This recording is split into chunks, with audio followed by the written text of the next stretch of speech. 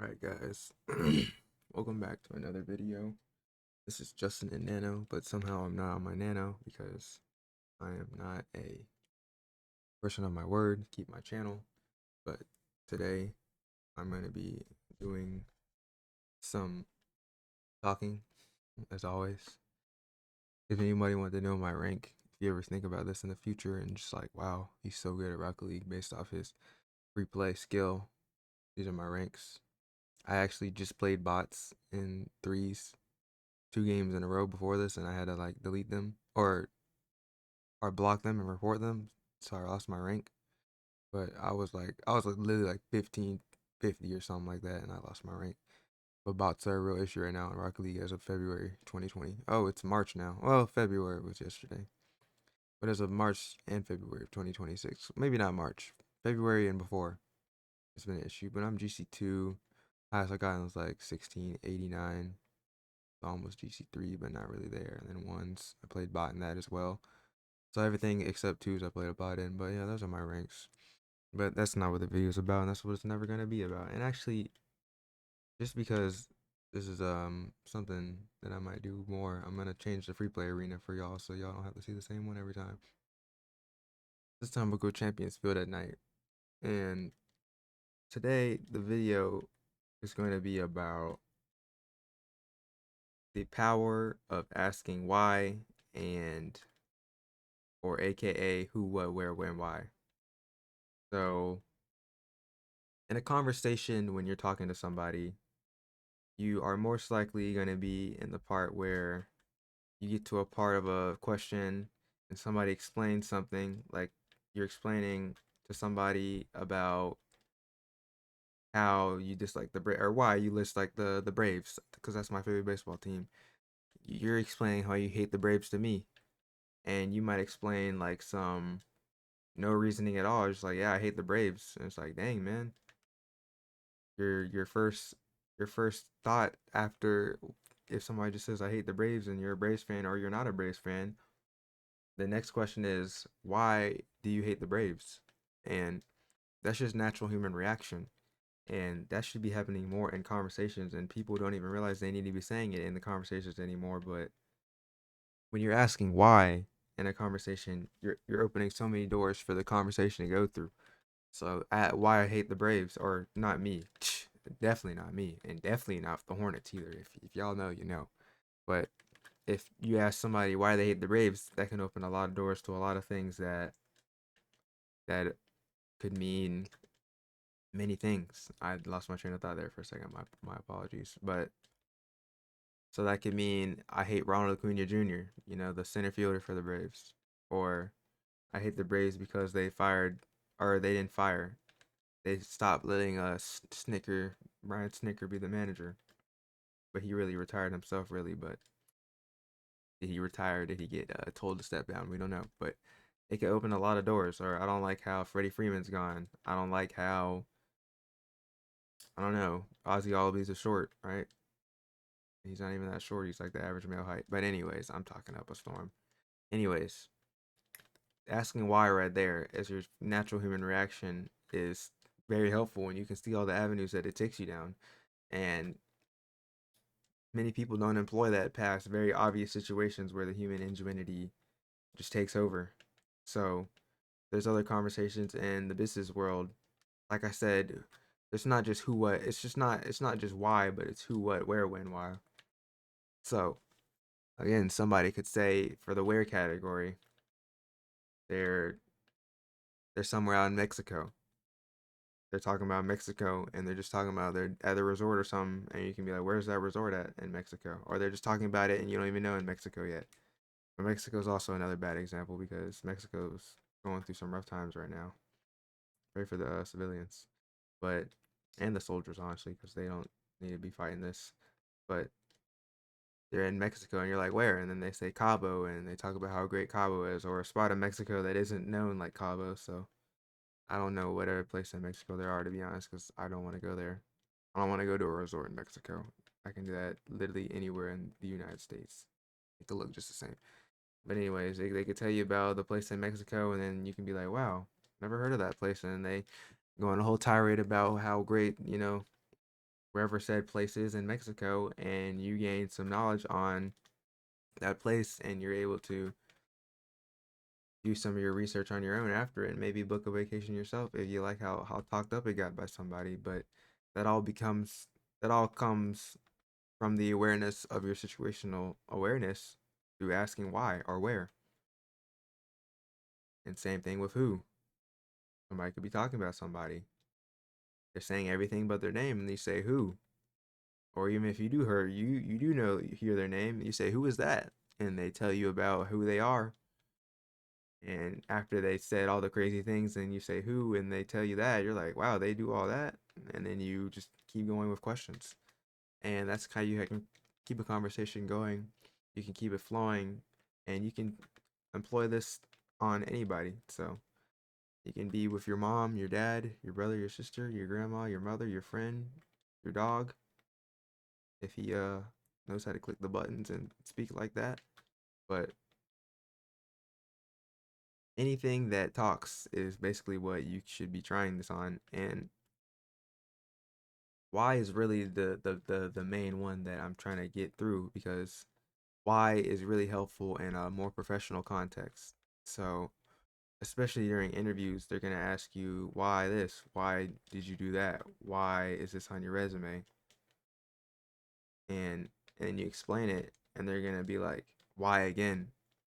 You can be like, I did this data project, or I don't know what other people do. I'm just talking about the business world. I did this data project and I didn't like it, or I didn't do my best on it, right? You can't, I don't know if you want to say I didn't like it. I didn't do my best on it. And you should probably be explaining after you said you didn't do your best on it anyway. But if you don't, they're going to be like, why did you not do your best?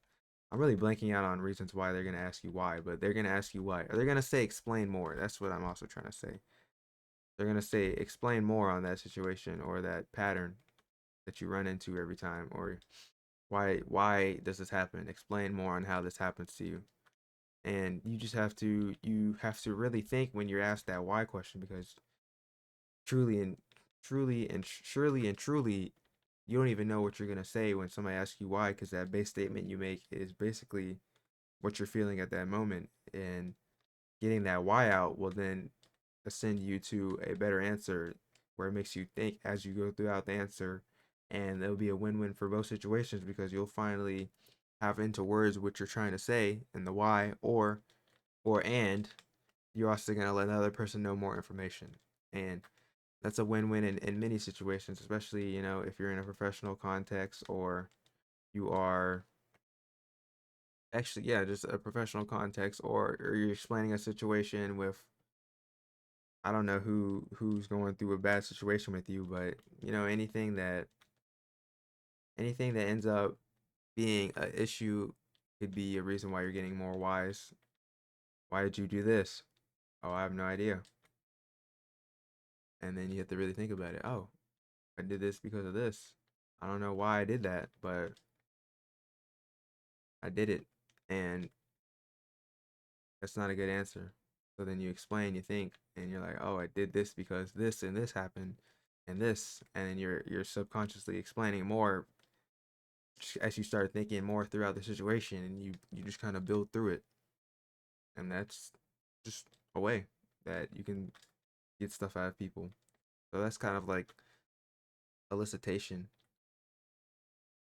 Elicitation is a technique where people don't ask you a question, but they kind of get the information out through general statements, and general just responses to you that can make a statement come out of you. So I saw one on a video where it talked about, you want to try to learn the wage of a specific worker at a grocery store, or for some reason a grocery store worker, and you can be like, man, Food Lion just I said that's crazy. That's one. That's probably like multiple. I said I know I said and is now my new filler word. But I said so that counts as one that I've felt myself say. But the guy said the way he got the wage out of a Costco worker. I said Food Line, but he was talking about Costco. He said the way he figured out the wage of the Costco worker is, he said, man, I just saw that the workers got new wages at Costco. How much? I forgot what he said. He said I think he literally just said, yeah, the rate the wages at the Costco workers went up or went down. He was like, do you think you're being? I forgot what he said. It started with that. I watched this video so long ago, and I put these in my notes so long ago. I wish I could tell y'all what it is, but it was basically in the realm of saying other workers got a raise or a decline in pay, and he basically got this worker to say what their wage was because they're inclined to say what their wage is compared to the people's who went down or who's went up. And I don't remember quite exactly if it was down or up, but I do remember that he started with this general statement of basically the conversation topic that he's trying to get to without getting it out of them. And that elicitation technique is basically like saying why and explain more, because when you're saying something that's a general statement and it can impact a lot of things out of somebody. So another example of elicitation that I'm trying to come up with on the spot right now, because this is not scripted and I'll never script my videos and you guys are gonna have to hear me yap it up. But another way you can elicit things out of somebody is um you're trying to find the price of why the price of items so high at the local I don't know, candy shop. I said again, that's number two that I think that I've heard myself say on purpose. But why is the price so high at the handmade candy shop or baker shop? And you go up to the worker and you're like, man, the prices of the cakes have gone up a lot, haven't they? That is kind of a question since you say haven't they, but it's really not. And you could say the prices of eggs must have gone up or something, haven't they? Right? Some way to kind of figure out why they're getting the prices up, so you can make statements around the question that you want, and they can lead to the answer that you need for the main question you're trying to say. So not even questions that should even be like real questions, but like, man, the prices of the candy gone up, have the chickens not the candy prices of the cake gone up, have the chickens, because cakes need eggs, the chickens cost a new price or something, and then they might laugh or something, right? And I'm very bad at doing those little funny statements before I make things like that in public, and I'm really mad at myself in public because there's been so many times where somebody lately this year, it's been it's been really cool. Some people have said compliments on many of my things, and I actually said it in one of my videos on why small compliments really matter and you need to do them yourself. But somebody two times, I guess I want to say today, but technically it was yesterday because it is now 1 a.m., pushing 2 a.m. at 1:49 right now. So yesterday I was at the grocery store and two people two people said, I like your shirt. And if you don't know what shirt I'm wearing, the shirt I'm wearing is this. It's still today. But anyways, they said they like my shirt. It's a Michael Jackson shirt, and I'm a big Michael Jackson fan. And I'm very mad at myself for not, even though saying thanks and just moving on with your day, it's completely fine. I smiled and said thanks, genuine smile, and it really does make me feel even better because I'm a bigger Michael Jackson fan than anybody knows. Actually, you guys know because you see my you seen my first video. If you see my first video on why I started Where Was MJ Today, my Instagram page, you'll know why I'm a big MJ fan and see my history. But anyways, I'm a big MJ fan, so just seeing that people say they like my shirt just shows that people still support them, and that already gives me a even bigger genuine smile than even the regular person who's just wearing the shirt for style would even give to them. So my smile and my thank you were really really genuine. But anyways, I'm mad at myself for the public interaction in the sense that I could have made it better. So both times I had the opportunity. I remember thinking this as I was walking to my car after I walked out of the grocery store, but they said that to me, and then after I came out of the grocery store, of course I think about it, but I could have said something on the lines of, "Are you gonna watch the biopic?" After they asked me, or after they complimented me. I mean, I could have said, "Thank you. You're gonna be watching that biopic," or I could just say movie because that's probably what they're gonna think it is. But I could just say, "Oh, you gonna watch that biopic?" And they're gonna be like, "Yes," and you can start a conversation there. And maybe you can. I don't know where that was going, to be honest with you guys, but I'm just talking now. I don't know. But I'm just thinking of like I'm just a psychological warrior right now in the human psychology, and y'all are just seeing me go through the nicks and crannies of life right now, and I don't know where to let out these great thoughts that I have unless I'm doing it on these videos so it can be kept in time forever and as I learn. But yeah, I'm just thinking about times, and I might yap around this channel. I've never done videos like this, so yeah, I don't know. Just make sure when you're talking to somebody, don't let the conversation be deep. Some people just say, yeah, yeah, right? Yeah. You say something, you really try to get a real deep combo out of somebody, and they're like, yeah. And you're like, oh. And then the conversation's dead, and then it becomes awkward, and you might be stuck in the awkward situation for longer than you want, and you're like, dang, what if they talked? Why didn't they talk to me? And this happens more on text than it does in person. And it happens in person a lot too, but in text, it happens a lot because people have a lot of different things going on with their lives, right? So they might not just mess with you at all and just trying to get the conversation done with, and you know, you see how the conversation is gonna die, and you're like, wow, yeah, they could have definitely answered that question because it was an open-ended question, right? But they don't answer, or they're just not looking at their phone fully to give you a real answer, and the conversation dies there. Even though if you know that they're gone, you see the conversation die there. So you see that. So what do you want to do? You don't want to indicatively just let this happen to you every time. That makes no sense. I'm trying to use big words as well. I haven't read my book in a while, so my bad. I've lost my lockness.